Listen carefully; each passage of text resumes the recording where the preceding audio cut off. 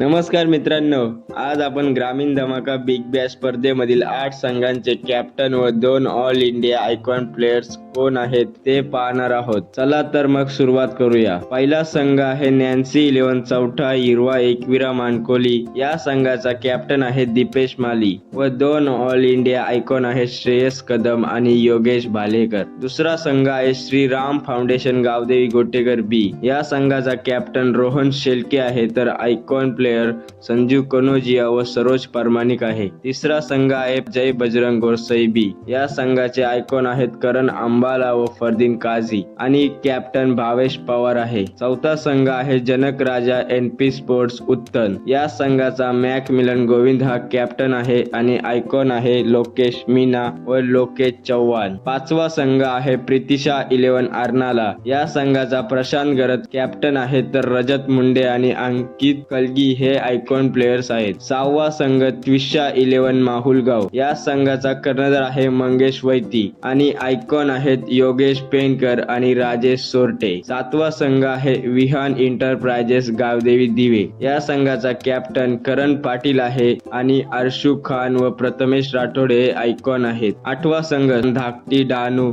या संघाचा कॅप्टन आहे प्रीतम व आयकॉन आहेत विजय पावले व जगत सरकार. तुमच्या मते या स्पर्धेत कोणती टीम विजेती होणार? कमेंट मध्ये नक्की सांगा. व्हिडिओ आवडला असेल तर लाईक करा, शेअर करा आणि अशाच क्रिकेट अपडेट्ससाठी चॅनलला सबस्क्राईब करायला विसरू नका. धन्यवाद.